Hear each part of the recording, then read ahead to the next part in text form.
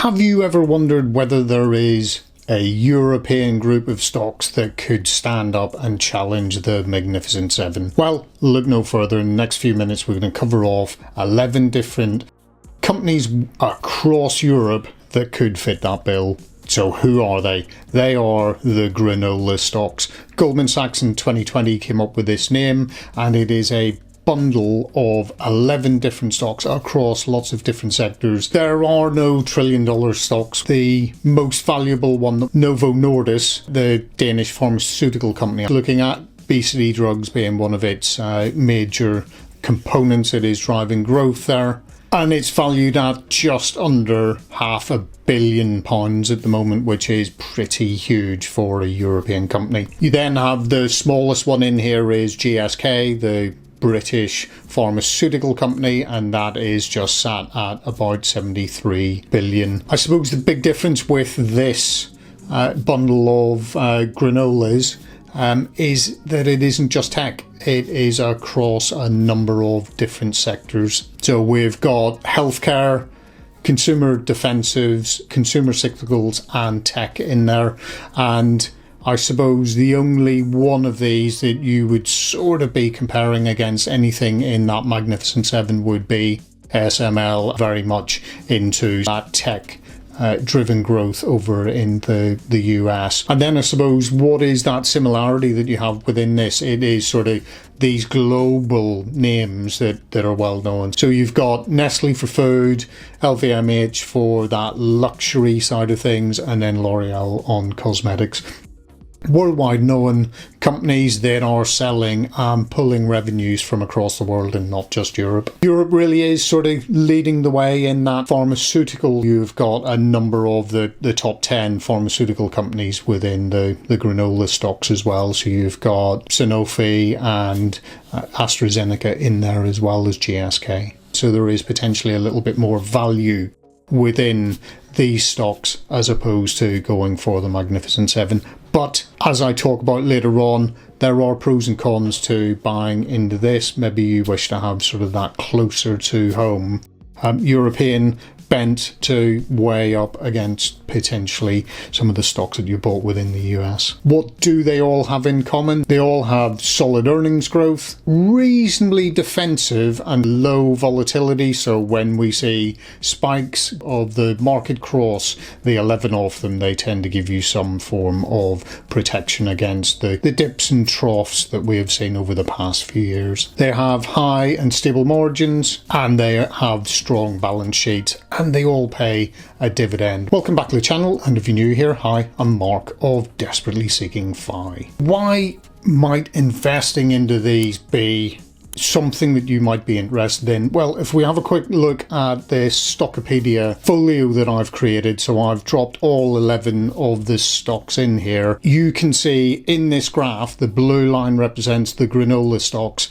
against the FTSE All Shares Index in there. If we look at whereabouts the simulation has been for the granola stocks, it is up 13.35% over the last year, whereas the FTSE All Share is only up 10.42, so outperforming the market by almost 3%. If we sort of delve in a little bit more, what we can see from the Stockopedia folio, I've dropped all 11 of the granola stocks into this chart. So you can hover over and it will give you a quick snapshot of each of the different companies, and this is for SML. You can just have a quick look at this. It will give you some great insights into the company. So you will see that it is adventurous, large cap, and a high flyer.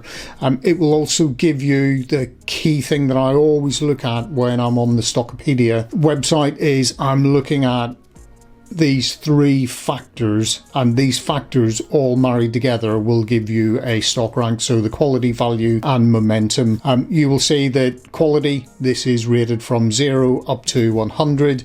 SML coming out at a 98. Looking at the value side of things, it is quite expensive, so you see that quality company still coming in at a high price, hence the low value. But momentum, it has definitely been on a run over the last few months, as you can see from that dip in October 23. it is risen up.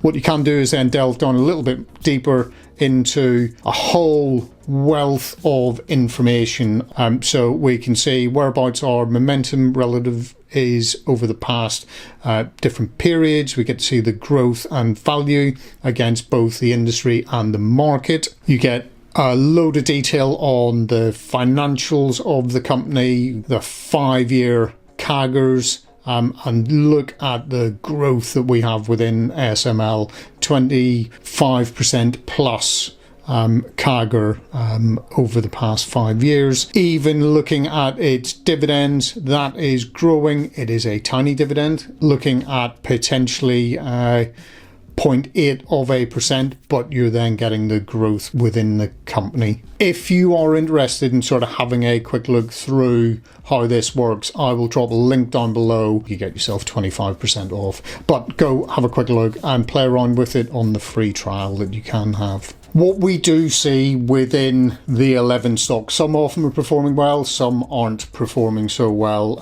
You will have the stock rank style.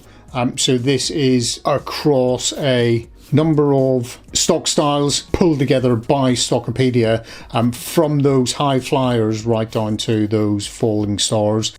Some will perform better than others, but within this basket of 11 different stocks, you will have some that will balance out the others that aren't doing quite so well. What is quite useful is you can go in and have a look at the different ranks. So this will allow you to go in, see the quality rank of all of these different stocks, and that marries through into your value rank, then your momentum, and then your consolidated stock rank. Another thing that is really useful is you can actually go in and have a quick look at the charts and very quickly sort of look through all of the different stocks that you have within this basket, so you can look at them all and you can see which ones are performing well and which aren't performing quite so well. If we are looking at some of the key risks that we have, we will have some of these pharma companies will be trying to bring out new products and have to go through all of that testing, regulatory processes. You will have some of the consumer discretionaries and cyclicals. Will see up and down trends in when people require, and with people becoming more and more money savvy and money conscious, they may decide to not go for some of that Louis Vuitton and sort of downgrade the quality that they are buying into. And you might find with L'Oreal, some of the products that are being bought there, people may decide to test and see whether or not they can use a slightly cheaper product. But all in all, these have actually stacked up pretty well over the last period. I built a couple of trading 212 pies that we'll go through later on, but you'd be quite surprised with how much these 11 stocks as a sort of basket have grown over time. This is basically just equal weighting across all 11, apart from Novo ends up with 10% because it's got the largest market cap. That is a pretty good average annual return of 15.56%. If we then go and weight the stocks based on their market cap, we push that up to a 20% plus annual average return. I think 20% is as high as Trading 212 will allow you to do in this, because when I also ran this for the Magnificent Seven, they were scoring up around this area as well.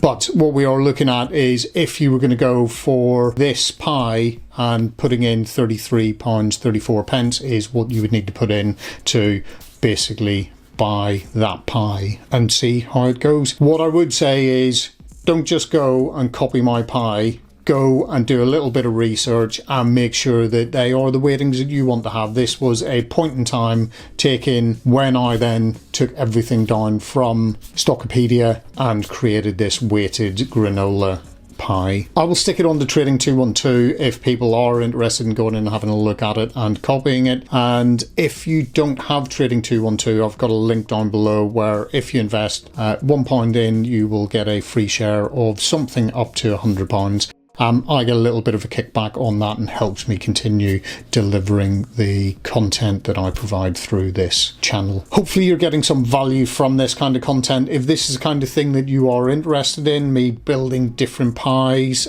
just drop a comment down below, and I will see whether or not I can go and build something like that. I am looking at a European dividend pie as well, that I will come back to you with in the near future, but interested if this one has been of some use. So should you invest into this? I actually think it's been quite an interesting attempt to see whether or not there is something different to the Magnificent Seven. If you look at the Magnificent Seven, Tesla has underperformed massively. It may be useful to add to some of your diversification across the world if you are looking at sort of buying into individual stocks that have shown that they are quality and certainly have got momentum. They may not be the cheapest at the moment, so might be something that you wish to put onto a watch list. You could just buy into many of these companies through a ETF. Why don't you go and have a look at this video, which will give you coverage of the majority of them through a simple ETF. Thanks very much for watching. I will see you in the next one. Cheers. Bye.